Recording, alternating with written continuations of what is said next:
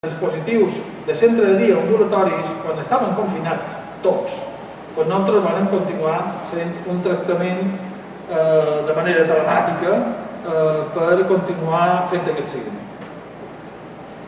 El 20% d'aquestes persones eren dones i, òbviament, el 80% homes.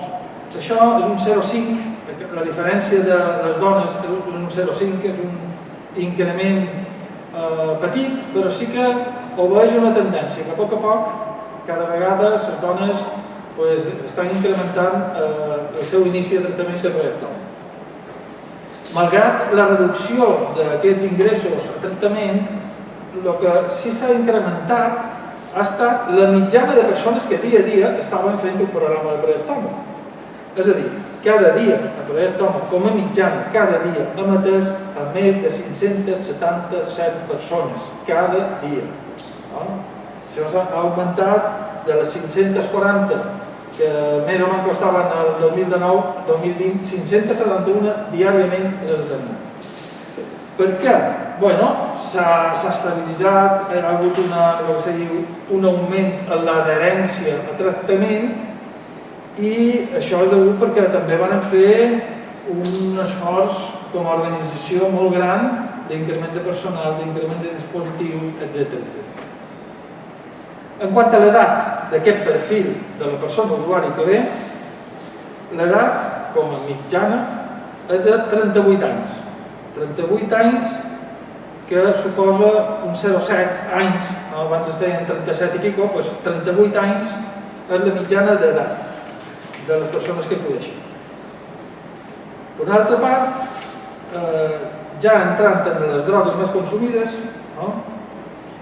primer una introducció, diguem, que el perfil que a Balears de consum de drogues és de policonsum, és a dir, apareix diverses drogues consumides, però sí que demanem sobre aquella substància de referència problemàtica que impulsa que s'iniciï el tractament. I, en aquest cas, la cocaïna apareix com a substància principal del consum per un 44,5% de les persones, inclús superant el tema del consum problemàtic d'alcohol, que està més o menys un 10 punts per exemple. És aquesta substància principal de referència. Sabem que aquí, sobretot a Balears, però a altres indrets d'Espanya, va acompanyat sobretot d'alcohol o els usos concret de hachís, etc., però la substància principal problemàtica amb un 44,5% és la cocaïna. Després dir que en quant a unes altres característiques del seu perfil d'aquestes persones és la vulnerabilitat social amb el que fa referència, per exemple, en els temes d'ocupació. El 58%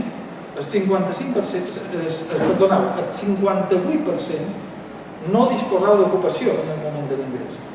58% de les persones que acudeixen a iniciar tractament a projecte amb Balears no disposava d'ocupació en el moment de l'ingrés.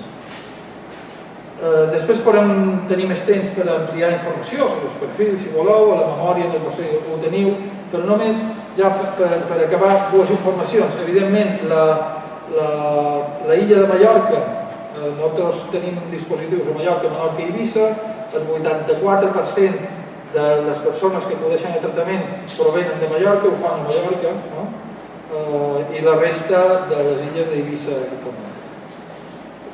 I ja per acabar, independentment del tema del perfil dels usuaris que han començat, és a dir, 2020 ha estat un any molt especial per tots i, evidentment, Projecte Autònom Balear no ha estat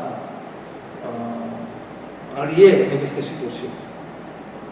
Com varen afrontar el tema de la pandèmia Covid-19, quina resposta varen donar i quina incidència ha tingut entre aquestes 1.500 persones que han passat al llarg del 2020. Doncs mira, des del principi l'objectiu principal que teníem com a equip, com a organització, ha estat minimitzar al màxim l'impacte que podria tenir en el tractament i en les persones. Per això van adaptar espais, van cercar nous espais, van contractar més personal. L'objectiu era no interrompre l'atenció educativa terapèutica. I com una mostra és que, per exemple, en un mes, del març a l'abril del 2020, es van dur a terme 7.540 telecontactes, cridades, videoconferències, etc. Per tal d'aconseguir que el vincle educatiu terapèutic que teníem amb totes aquelles persones que no podien acudir al centre perquè estaven confinats se mantingués. I evidentment això va ser un èxit perquè quan se va aixecar el confinament, aquest vincle mantingut va ser que no hi hagués un descens de les persones que estaven en tractament. I també això el que vam fer, ja val a dir, donar les gràcies per la implicació a tots els professionals del projecte Balears, a tots els familiars dels usuaris, als usuaris per la seva paciència també i la seva capacitat d'adaptar-se.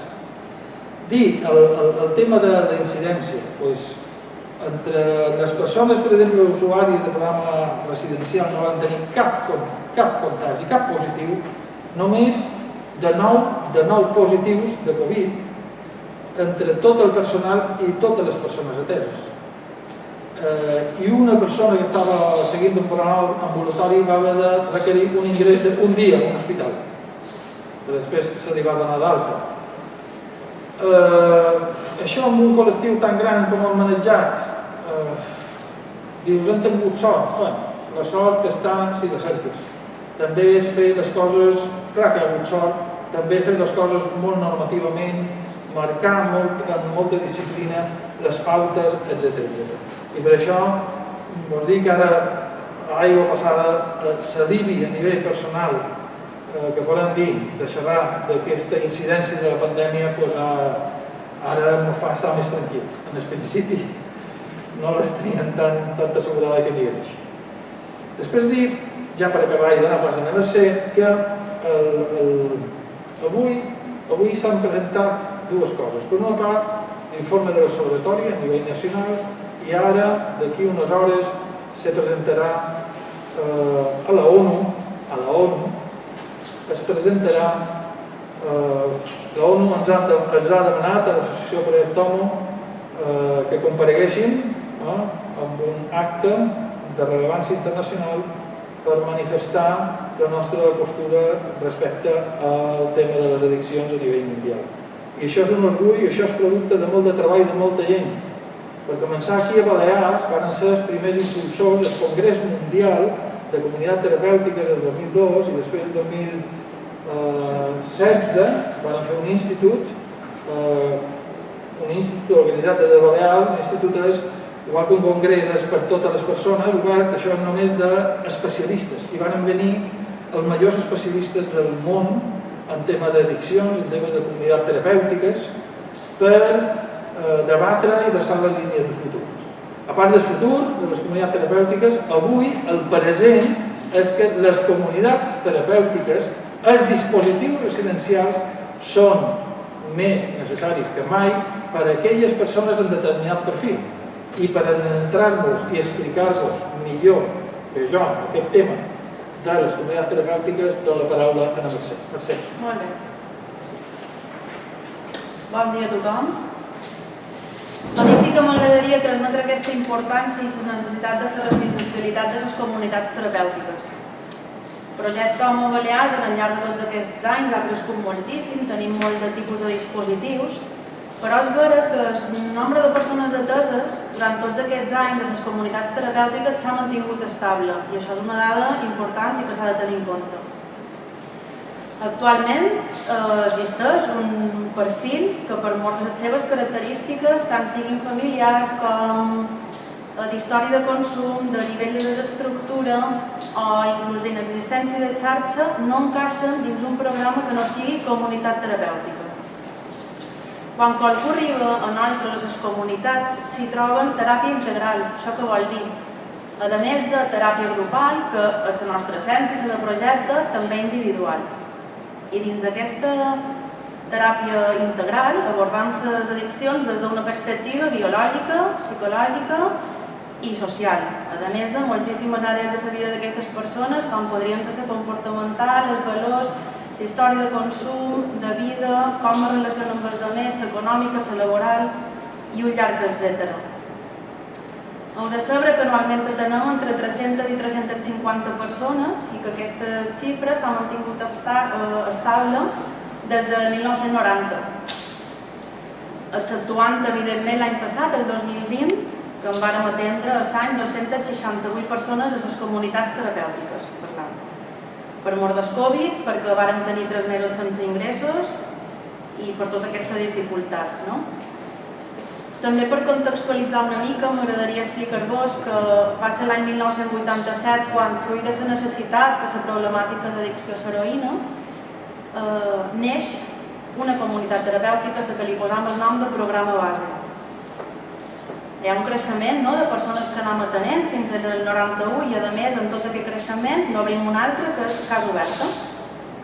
Les xifres oscil·len un any més amunt, més avall, però l'any 1997 atenem a més de 400 persones a comunitat terapèutica. I en el 2013 neix Itaca, que és una comunitat terapèutica destinada a persones amb problemàtica única i exclusivament d'alcohol. I fins ara la tendència s'ha mantingut a l'alça, exceptuant aquest any 2020 que hem explicat. Tenir aquests 3 programes el que ens permet és adaptar l'atenció, entendre les persones que venen i quina necessitat té cada una i trobar el dispositiu que més s'adequi a les necessitats individuals. Perquè també vos passeu una idea de les característiques de les persones que van arribar aquest 2020, així una mica, unes quantes dades. El 26,3% eren dones del total de les persones i d'aquest total de les persones amb una edat mitjana d'uns 43 anys. 2 de cada 3 amb baix nivell acadèmic. 8 de cada 10 no tenien feina abans de ser ingrés a la comunitat terapèutica. I si ens centram en aquestes comunitats, com a substància principal la cocaïna, com a segona substància l'alcohol i 1 de cada 5 persones encara amb consum d'heroïna. Una xifra també que crida l'atenció és que la mitjana d'anys de consum és de 26 anys de vida de consum. I la majoria d'aquestes persones ja havia vengut a Projecte Home a fer tractament amb nosaltres. Per acabar, si parlam del tema de la salut, un 6,4% eren VIH positius i una xifra encara més alta i que significativa, amb 18,1% positius amb el virus de l'hepatitis C. I aquest és una mica el resum de la feina que hem fet aquest 2020 a les comunitats terapèutiques. Gràcies. Gràcies. Molt bé. Ara, si hi ha preguntes, aclariments, estem per a això. Digues. Si no és malament, la principal causa que ve la gent de Voldro, perquè entenc que la societat terapèutica és la gent que està interessada i la resta venen a fer els programes i se'n van, però la gent que viu a Voldro majoritàriament continua sent cocaïna. Cocaïna, sí. Però comentàveu, no sé si l'alcohol, si aquesta segona substància, si aquest darrer any l'alcohol se converteix cada vegada més en un problema, o quin seria aquest altre problema, perquè deu policonsumitat, que serien aquestes altres substàncies o aquests altres problemes relacionats. Correcte, el que dius és correcte. La cocaïna és la substància... El que dius és correcte, la cocaïna és la substància principal de referència per la qual la persona ve i demana ajuda. Això no vol dir que les altres drogues no es consumeixin, i sempre de la maneta va l'alcohol. Està present l'alcohol en moltes altres consums, i també el hachís. Què ocorre? Que nosaltres, per distingir el que es diu la severitat de l'addicció, ens hem de centrar en els anys de consum, en la desestructura personal i també en la substància que se diu de referència, que no és exclusiva, és de referència. Això ho duim fent des de l'inici. La substància de referència, abans, en els anys 87, 88... Explica què vol dir La substància de referència és aquella en la que la persona diu és per això que necessita ajuda. I en els 80, quan vam obrir, doncs, bàsicament era l'heroïna. També perquè la situació social era la que era i després perquè nosaltres teníem els dispositius especialitzats només per l'heroïna. Quan al llarg del temps hem anat evolucionant obrint altres dispositius i el temps també s'ha canviat el patró de consum a la societat, la cocaïna és la primera. L'alcohol té presència en quasi les altres drogues. Amb el hachís, amb l'heroïna menys, però també perquè la seva penetrabilitat a nivell social, inclús en usos no problemàtics, és altíssima l'alcohol, està present a la societat per tot. Però és així, l'alcohol no és que puguem dir que el 2020, seguim-nos el 2020, s'hagi incrementat el consum, però sí l'heroïna, la cocaïna, l'increment de persones que venen amb cocaïna. Volia demanar per les addiccions en el joc. Sí? No sé si els prest perquè aquesta gent tingui de demanar ajuda, però no sé si aquest tema de, aquesta gent amb poques opcions, d'oci, molta pantalla i tal, l'altre ja està molt tant, Tenim en marxa. Aquest increment, possible increment que els experts han dit que sí que existeix. Sí, si després voleu afegir el que sigui, però jo te diré que sí. Fixa't com estem atents, que fa 2 anys van començar a preparar un programa, primer centrat en els joves i després en els adults. Aquest programa se diu Eureka, per posar-hi un nom, de lo que són addiccions comportamentals, és a dir, addiccions sense substàncies. Addiccions sense substàncies. Que tenim una referència, l'any passat van tenir els mateixos d'Eureka que d'heroïna, un 4 i pico %. És a dir, persones que per addiccions a massa temps d'ordenador, massa temps de mòbil, sobretot joc online, apostes, inclús addiccions associades a sexe, apostes, joc, compres, tot allò, les addiccions comportamentals són totes aquelles que no tenen una substància social. Això sempre, durant molt d'anys, els han trobat en els perfils de la gent que venien. Però venien amb un consum programàtic de cocaïna i a més joc. Què passava? Joc o altres coses. Què passava? Que nosaltres ens centràvem en el que ens centràvem, que era l'atenció a la droga. Des del moment que diferenciem amb altres programes, aquestes persones que vols dir, són persones que no tenen problema associat amb drogues, però sí d'aquest tipus d'addiccions. I això, amb un any de posada en marxa, ja 4 i pico % igualant el tema del residual d'heroïna. Si vols comentar alguna cosa? El tema dels joves, no sé si és un grup que està augmentant cada vegada més. Sé que la mitjana està entre 35 i una majoria, però no sé si que no és inclús el 25 és un grup de gent que està augmentant o sobretot també amb aquestes addiccions comportamentals.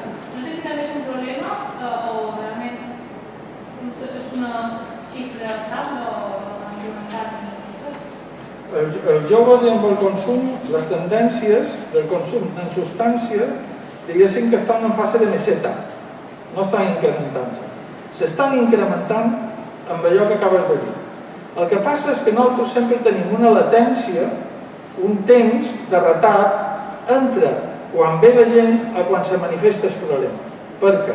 Perquè venir a demanar ajuda significa reconèixer o que els de llavors reconeguin en tu un problema. I què passa en les cases de joves? Que si no hi ha percepció de problema d'estar 8 hores amb un mòbil, o si no hi ha percepció perquè ha fet només, ho dic entre comates, només 3 o 4 apostes online, o només puc controlar el tema de la compra d'ells que és compulsiva per internet, però jo no trobo que sigui compulsiva. Des que ocorre el fenomen fins que se decideixen a acceptar que hi ha un problema i demanen ajuda de tractament, poden passar un parell d'anys. I per això la gent, clar que venen bàsicament de temps abusos de temps d'internet i de mòbil, en el cas dels joves. Però el primer que hem de fer és una feina de conscienciació i d'acceptar que és un problema, perquè en el cas dels joves, molts d'ells venen per prescripció dels pares. Sí? Jo et faré dues preguntes. Primer, per què s'ha produït aquesta evolució de l'heroïna a la cocaïna?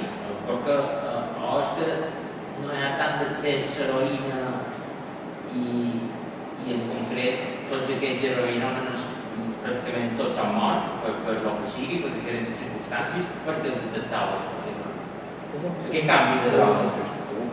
Vale, aquí hi ha, clar, la pregunta del millor té diverses variables explicatives, no?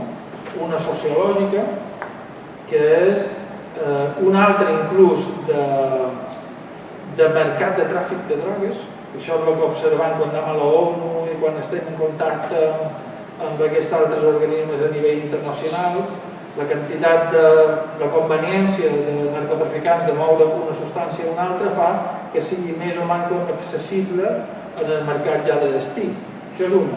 Una altra és que el tipus sociològic, l'heroïna és un depressor, la cocaïna és un estimulant.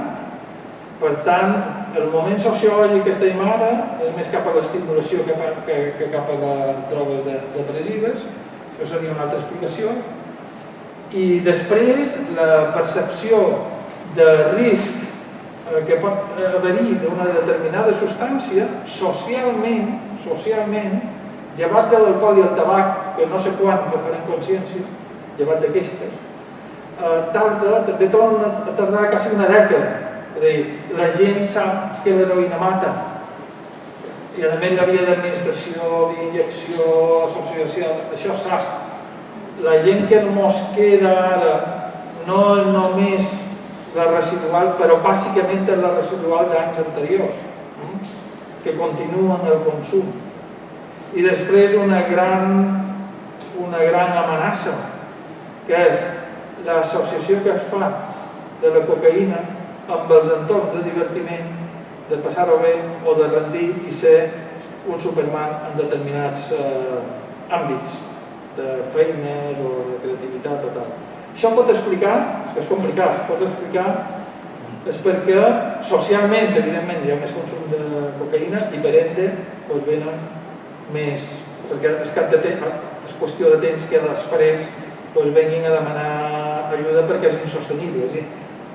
Consumir cocaïna a determinades quantitats i després mantenir una feina en responsabilitat, salut i seguretat és pràcticament amics de viatge incompatibles. Si per ventura afegiré el següent. Sabem que fa en els inicis bàsicament la persona addicta a l'heroïna suposava dos problemes més: inseguretat ciutadana i el SIDA. Això què ha suposat? O sigui, van intentar donar resposta i la societat demanava una resposta en això. Això va suposar moltes morts. Vosaltres mateixos, els mitjans de comunicació, cada setmana sortia qualque, o sigui, mort per sobredosi, etc., o per SIDA. De fet, el que ha dit en Jesús, inclús els narcotràfic van dir desviem l'assumpte i el van desviar, el que ha explicat Jesús. El que jo voldria afegir una cosa que vam comunicat i vam dit, que fa 3, 4, 5 anys l'heroïna va tenir un augment significatiu als Estats Units. Nosaltres esperàvem, a dins la previsió possible, menys si això vos arribarà o no vos arribarà. De fet, els datos de petició d'ajuda han estat els que són. Que vendrà o que no vendrà, no ho sabem. Quan vengui, ho direm. El que és clar que hi ha, i aquí podria ser, que el consum de cert tipus de drogues, com benzos, indueixen, provoquen, ajuden. Després no entres lo de la ONU. Bueno, sí, és És important. No sé si podem explicar que aquest informe que ens ha donat se presenta avui a l'abast de la ONU o és una altra cosa? És una altra cosa. És una altra cosa. Sí. A la ONU, avui a la baixa i en concret a una oficina que se diu la UNDOC, United Nations on Drugs or Crime, no sé què, no? La UNDOC és l'oficina sobre el tema de drogues, es presenta, hi ha un event en el que se li ha demanat a l'associació Project Tom a nivell estatal que digués la seva posició, les seves recomanacions respecte a com abordar a nivell internacional el tema del tractament de les addiccions. No és aquest informe, en realitat, presenta part de l'informe que acabam de presentar fa una hora perquè coincideix, i ja perquè ho sapigueu, que l'Observatori Nacional de Drogues, el director d'aquest observatori és qui vos parla, i aquestes conclusions de l'observatori a nivell nacional s'eleven a l'ONU amb una sèrie de recomanacions a nivell internacional sobre com abordar el tractament. Destacaries qualcuna d'aquestes recomanacions? Sí, diverses. Breument. Primer, les comunitats terapèutiques continuen sent un dispositiu fonamental. No només, el segon seria, no només han d'abordar des d'una perspectiva mèdica, perquè la problemàtica és biològica, mèdica, és psicològica i és social. I per tant, la resposta ha de ser biològica, psicològica i social. Això seria el segon. La tercera, posar atenció en les mesures i la perspectiva de gènere donada a que les dones presenten major vulnerabilitat amb el tema de les addiccions i, per tant, major dificultat en els tractaments. I després la quarta seria que si bé durant tot el 2020 hem estat fent esforços i adaptant-nos han pogut, nosaltres hem pogut i ells han pogut també a fer el tractament, que ara un reclam a les autoritats polítiques, administratives, totes les que siguin en dos sentits, que primer donar suports de cursos formatius per la inserció laboral per a aquest col·lectiu, que si bé serà difícil en aquesta època de postpandèmia per tothom, ells que presenten major vulnerabilitat ho tindran pitjor. Una.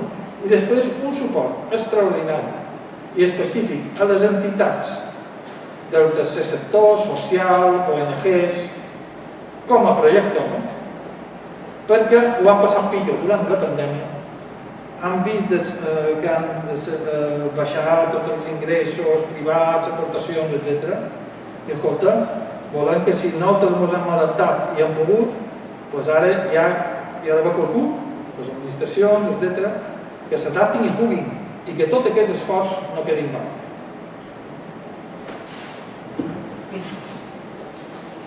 Llavors volia fer una darrera pregunta. Sí. I després, si hi ha companys que estan connectats, no hi ha preguntes? Vale? Ok? Sí, volia demanar... Deveu en principi fa més de 30 anys que fem aquesta informe. No sé si només podeu demanar la impressió perquè realment de vegades és la gent que ho arriba, no de la societat en general. Nosaltres no podeu donar aquesta impressió de si dèieu, mos ha baixat una mica la gent que m'ho arriba en el 2019, però no baixa el tema de ciutadà. Si vol dir que no és una valoració que fa tant de la societat. Però, esclar. Sí. Mireu, deixeu-me un segon, 3 segons que sigui filòsof. M'agradaria poder dir que ha minvat el consum, m'agradaria poder dir que començam a tancar dispositius. I vos ho dic profundament. Perquè això suposaria... Nosaltres no volem ni créixer per créixer, ni mantenir... No. Nosaltres estem per servir a necessitats determinades.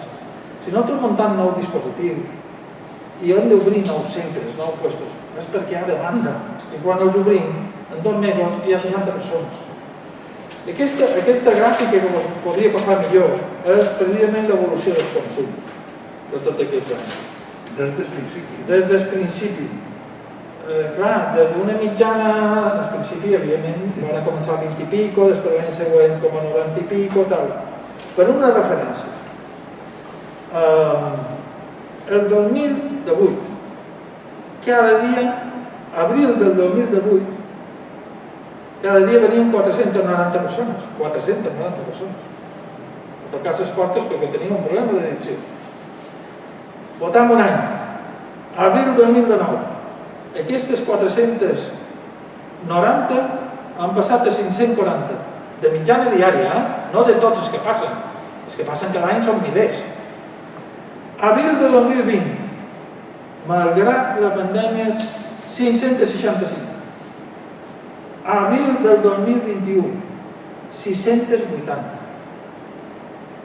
És a dir, de 490 el 2018, en 3 anys, 490 a 680. Un increment de 200 persones cada dia. És un increment del 50%, de 400 i pico a 600 i pico. Alemanya com? Estem contents d'aquestes xifres? Sí i no. No per el que significa de malaltia social, per dir-ho d'alguna manera, i sí perquè malgrat aquesta malaltia social, doncs Projecte ONU ens estem adaptant i estem fent esforços perquè aquell que ho necessiti pugui venir i trobar el tractament adequat per deixar la seva addicció. És un no i un sí, és el que dèiem en àmbit terapèutic, una sensació ambivalent, una emoció ambivalent, de tristos perquè ocorre aquest fenomen i contents perquè al manco aquelles persones que ho necessiten trobaran la porta oberta de Projecte Progrés. Sempre. Una altra cosa, és que no hem parlat dels percentatges d'èxit del tractament. Són alts, són baixos, com estàs? Depèn del programa. Depèn del programa. La mitjana ja sap que allò de que van en un autobús un senyor de 90 i un altre de 10 i la mitjana tenen 50, no? Pues les mitjanes tenen això. Les mitjanes de... Aquí ho tenen perquè normalment ho demaneu, pues ja me l'he preparat. La mitjana d'èxit són, un èxit de finalització. Què és èxit? Que han acabat el programa, que no se droguen. La mitjana d'èxit absolut de tots els programes estan és 35%. No? 35%. Per programes serien diferents. I sobretot el que marca la diferència és que en aquest 35%, què te fa de ballar la mitjana? Pues que estem comptant aquelles persones que estan 2 mesos. Venen 2 mesos i se'n van. He de comptar tots aquells que acaben bé, dividir per tots els que han passat. Clar, això és... Jo tinc qualsevol tractament, els que sigui, de l'obesitat, de la calvície, de triglicèridos, me recomanen una pauta i aquesta pauta la faig 4 dies. Hombre, ho he de comptar científicament, però realment jo me quedo tranquil·les de que aquells que finalitzen tot el procés, quan passen 3 anys, si continuen o no drogant-se, i això està en torn al 82%. M'explico? Aquells que han acabat, quan 3 anys després són de jam i estan a que mantenen l'abstinència el 82%. Això seria un èxit, has fet tot el que t'han dit, has fet tot el procés i després te mantens a l'abstinència durant aquest temps. Molt bé. Alguna cosa més, companys, companyes? Hi ha qualque pregunta per aquí? No? Gràcies. Volem per acabar, o sigui, el feim aquest dia sempre perquè demà, dia 26 de juny, és el Dia Mundial contra la Droga, proposat per l'ONU, i s'informa el volem sempre el dia abans. I el primer que ho sabeu i que ho teniu són vosaltres. Moltes gràcies de tota la feina que heu ajudat a fer durant tots aquests anys a nivell de sensibilització i que tingueu un bon dia. Molt bé. Gràcies.